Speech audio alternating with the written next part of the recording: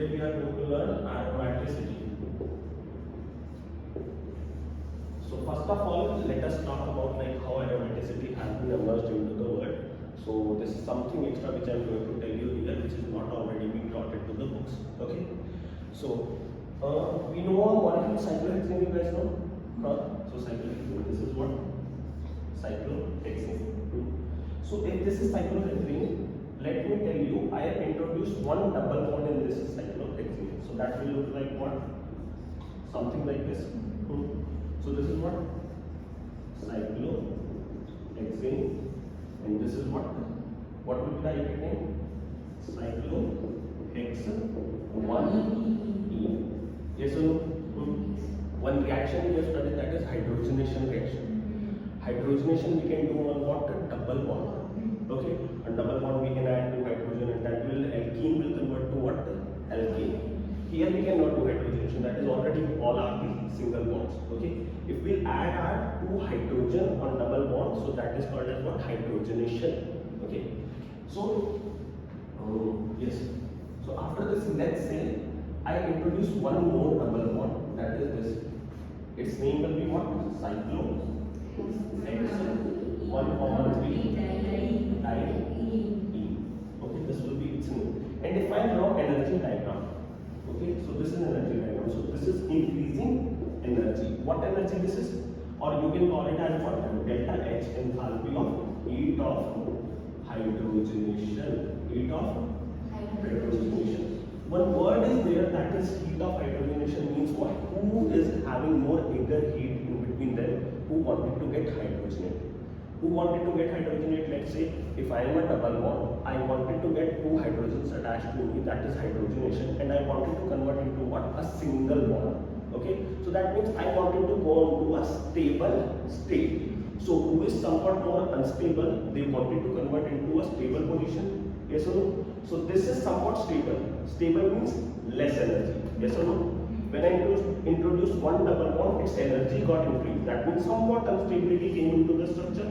And somewhat instability, that means its heat at hydrogenation, its eagerness of to become hydrogenate and convert into this molecule has been increased. Because now it wanted to convert to what? All single bonds. Single bonds are always most strongest and good bond. Pi bonds are weaker bond. That is why instability got increased. But when I introduce one more bond, so there what will happen? That is two double bond now. Means heat of hydrogenation is now twice. So that is why heat of hydrogenation even more increased, or we can say that instability got increased here. When instability got increased here, so according to normal rule, if I introduce one more double bond, what will be that? This 1, 2, 3. Its name will be what? Benzene we call it as normally right now only. You remember I taught you one thing, what will be its IUPAC name? That is cyclohexane 1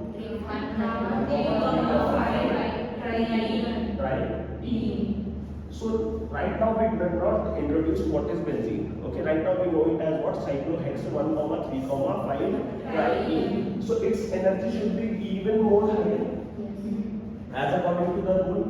Okay, and if its energy is higher, its heat of hydrogenation should be even more higher, and this should be the most unstable one in between this chain. But what actually happened? This is theoretical data. This is what? Theoretical data. But when experimental we have found that actual this molecule is having energy in between this range. So its energy is supposed to go up here, but its energy is actually somewhat lesser than this bond and more than this one single bond structure. Yes or no? Okay, this you understood first of all. Okay, so that means it is somewhat more stability increased. So that extra stability come in account from how? So that extra stability we call it as what? Aromaticity. Understood? What is aromaticity currently? Aromaticity is actually a extra stability which is attained by a molecule, and that is how aromaticity has been emerged. Like why now the need of aromaticity has been emerged. Why should we study aromaticity? So remember when I taught you aromaticity, I told you aromaticity is what? Like this benzene is there. Cyclic molecule, first property, second property, all should be sp2 hybridized. when all are sp2 hybridized. And third it should follow what? Huckel rule. Okay, Huckel rule will give us two answers. Maybe it can come what? Aromatic, and it can come anti-aromatic. Okay, so it states us whenever this conjugation of electron, cyclic and pi bonds are conjugating. This conjugation leads to what?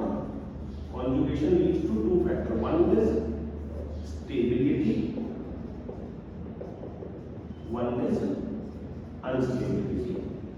So when the conjugation will lead to a stability, so we will call it as what? Aromatic compound. When that similar conjugation will lead to a unstability, that is called as what? Anti-aromatic compound. And here in Huckel I told you number of pi electron we calculate. On the basis of number of pi electron, we apply the formula 4n plus 2 is equal to this pi electron.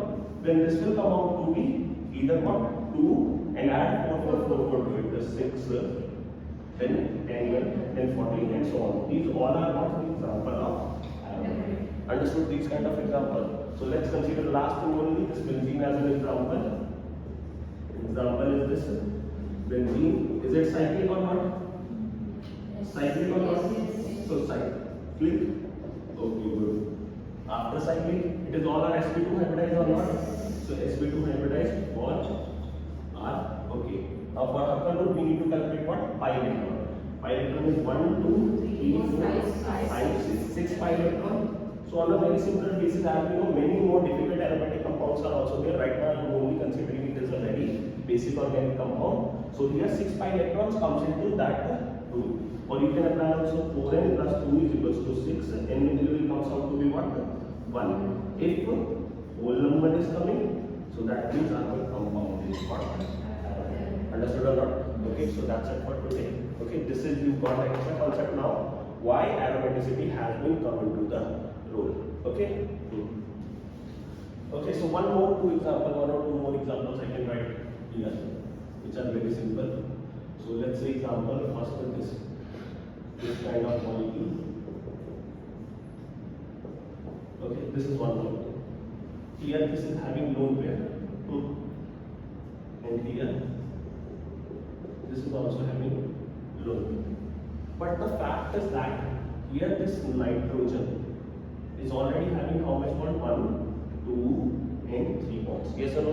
Okay. So nitrogen can form at max what bond? 3 bonds with a lone pair. I'm not saying without like losing lone pair. In case of losing lone pair, it can form 4 bonds at max. But here with lone pair, it has how many bonds? 4 bonds. And if like 1 branch, 2 branch, 3 branch, what would be the hybridization? If 3 branches are there, sp2. Okay. One is sp1, p2 like this. Okay. sp2 is what? Trigonal planar. So its shape trigonal planar is like this. Yes or no?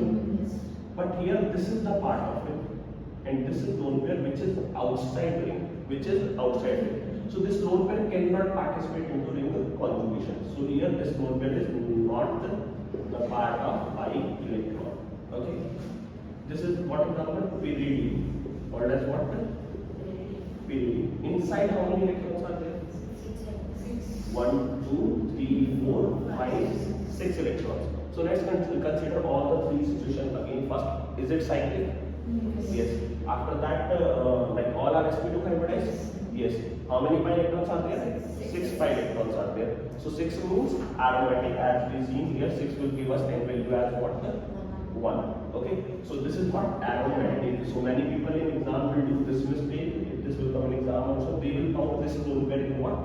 That pi electron count. Okay, but in pyridine it is a somewhat exception, but exception is not equal. I have given you reason. By trigonal planar, this is somewhat outside ring. But in order to conjugate, everyone should be inside ring. Now here, that is the example of inside ring. It has been drawn in exam outside. But if you see, here they have not drawn one thing. Like hydrogens are not drawn here. Here one hydrogen is also here, which they will not write. So if hydrogen is there, so instead of outside lone pair, here hydrogen is outside and lone pair is inside. So now this can participate into the ring conjugation. And why should it conjugate into the system? Because after it gets conjugated, so how many total pi electrons will come? 1, 2, 3, 4, and it's 2 electrons, 5, 6. And on 6 pi electron, it will become what? that is why we know that it will become aromatic after considering that lone pair inside the ring. That is why this lone pair is inside the ring. And here, if we count this pi electron inside the ring, so this will be total 8 pi electron, and 8 is anti-aromatic. So why should it go into anti-aromatic instability? That is why it has kept its lone pair outside the ring. Understood everybody or not?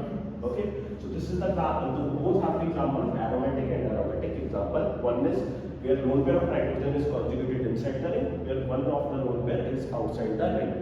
This inside the ring is called as delocalized lone pair, because lone pair is delocalizing inside.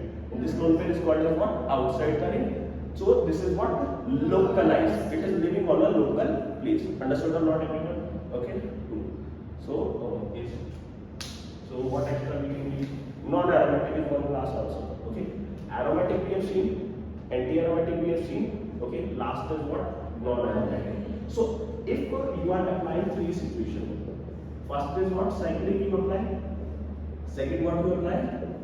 Or it should be sp2. After that, third you go with what? Couple rule.